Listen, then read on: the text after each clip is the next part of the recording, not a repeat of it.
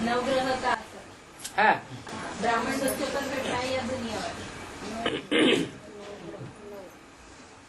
ग्रह माने क्या है? घर ग्रस्त। जब नई दुनिया की शुरुआत हुई थी तो दुनिया छोटी थी या बड़ी थी? छोटी दुनिया थी। उस छोटी सी छोटी दुनिया में 9 प्रकार के ब्राह्मण मुखियाओं के 9 परिवार थे। उन परिवारों को घर ग्रस्त ग्रह कहा गया है। ग्रह माने घर, घर परिवार। और उनके जो 9 मुखिया हैं वो ये सोम शुक्र, ये जो नाम दिए गए हैं 9 ग्रहों के, वो इस समय के नाम है। अब वो सारी दुनिया के मुखिया हैं। कौन? नवग्रह। वो ग्रहपति है। तो परिवार वालों को ग्रह पिता या ग्रहपति के अंडर में चलना पड़ता है या नहीं चलना पड़ता है? उनके प्रभाव में रहना पड़ता है। वो घर का बाप होता है, वो जैसे राजा होता है अपने घर परिवार का। तो उस प्रभाव में रहने वाले को कहा जाता है दशा। किसकी दशा में है? इस ग्रह की दशा में। सबसे अच्छे से अच्छी ग्रह दशा मानी जाती है बृहस्पति की, जो बड़े से बड़ा पति है। एक का पति नहीं है, वो सब परिवारों का पति है। और सबसे खराब से खराब दशा मानी जाती है राहु या शनिचर की।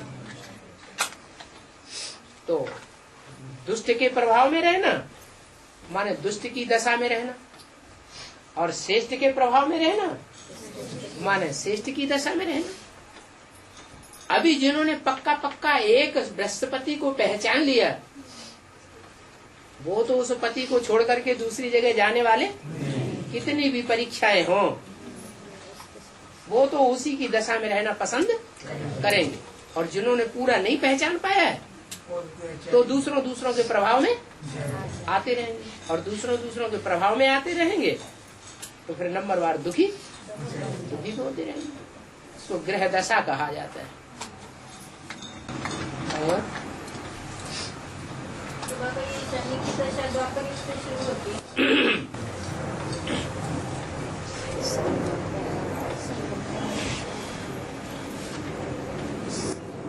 9 ग्रह की गिरती कला कहाँ से शुरू होती है?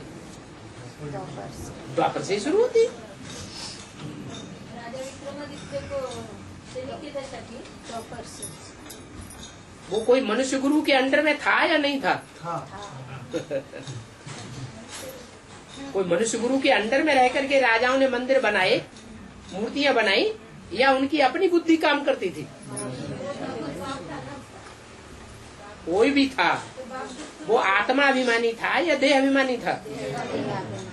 द्वापर युग के आदि में जो भी राजाओं के गुरु होते थे वो देह अभिमानी होते थे, आत्मा अभिमानी होते थे? देह अभिमानी होते थे।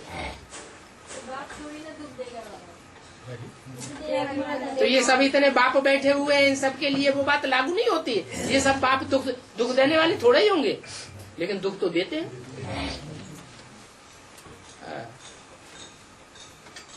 आपने देहधारी को बाप मान लिया, यही तो गड़बड़ हो गया। आज की मुरली में क्या कहा? समझाने वाला कौन है? देहधारी बाप, बेहद का देहधारी बाप भी है और बेहद का आत्माओं का बाप भी है। समझाने वाला कौन है? सुधारने वाला कौन है? अब आपकी बुद्धि ने उस देहधारी को भी बाप मान लिया कि वही समझाने वाला है, वही सुधारने वाला है। इसलिए बोला हुआ है, भक्ति मार्ग में बोला, राम के भक्त रहीम के बंदे हैं सब आंखों के अंधे। तो शूटिंग ऐसी हम क्यों करें? अब हमें ज्ञान मिल गया है। राम कृष्ण की आत्माएं देहधारी आत्माएं हैं, वो हमारा कल्याण करने वाली नहीं है। वो द्वापर युग से अकल्याण ही अकल्याण करेंगे। तो इसको दुख क्यों मिल रहा है? इसको किसको क्यों चला देहधारियों की मत पे? हजार नियामत मनुष्य की अपनी बुद्धि है ना, जन्म से ही हर आत्मा को अपनी बुद्धि मिलती है ना, तो अपनी बुद्धि के अनुसार चलना चाहिए, दूसरों की मत पर क्यों चलना? तो दुख तो मिलेगा। बाबा भी यही समझाते हैं, देहधारियों की मत पर चलने से दुख। सबसे दुनिया का बड़े से बड़ा धूर्त किसको बताया? इस दुनिया का बड़े से बड़ा धूर्त कौन है? धूता व्यास।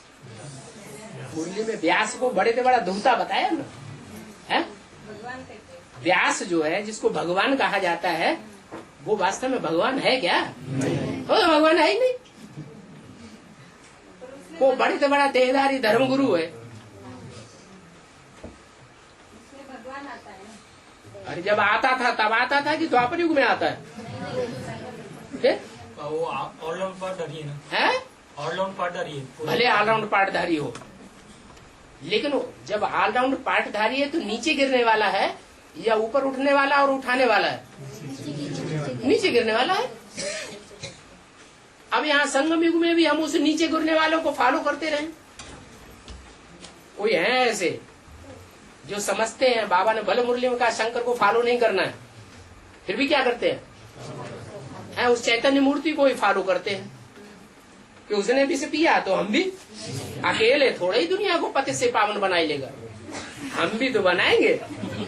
तो उनकी दृष्टि देहधारी बाप के ऊपर है या निराकारी बाप के ऊपर है? लेकिन बाबा द्वापर और कलयुग के शूटिंग में तो आना पड़ता है ना। किसको? हर एक आत्मा को अपनी अपनी द्वापर और कलयुग में तो आती है हर एक आत्मा। हर एक आत्मा कहाँ आती है? जो कलयुग के अंत में आती है वो कहाँ आती है? द्वापर नहीं, शूटिंग पीरियड में। शूटिंग पीरियड में जो आत्मा जिस समय आई है उस समय उसको शूट करना है। नहीं, हर एक की मतलब ये चक्र में आती है ना। हर आत्मा सतो प्रधान सतो सामान्य रजो प्रधानता 4 अवस्थाओं के चक्र में आती है, हर युग में नहीं आती है हर एक आत्मा। तो फिर उस वक्त को कैसे ये करें? है? उस वक्त तो कैसे मतलब क्या? अभी विक्रमादित्य की द्वापर युग में तो आए थे ना, तो हाँ। किसकी मत को माने? फिर किसकी मत को माने? भगवान से ऊंची मत तो कोई है नहीं, और वो ऑलराउंड पार्टधारी है ना। हाँ। राम वाले भगवान कौन है? भगवान किसको मान लिया आपने? आपने प्रजापिता की आत्मा को भगवान मान लिया क्या? वो तो देहधारी आत्मा है। बल पुरुषार्थ करके थोड़े समय के लिए, एक जन्म के लिए नारायण बन जाएगा, बाकी जन्म जन्मांतर के लिए नारायण बन जाएगा क्या? संपूर्ण बन जाएगा क्या? हाँ, ये कहेंगे कि वो हीरो पार्टधारी का पार्ट और मनुष्य आत्माओं के मुकाबले श्रेष्ठ पार्ट है पूरे चक्र में। लेकिन ये नहीं कहेंगे कि वो भगवान है या सुधारने वाला है या सदगति देने वाला है। नहीं, वो खुद भी दुर्गति में जाता है और दूसरों को भी दुर्गति में ले जाने वाला है। और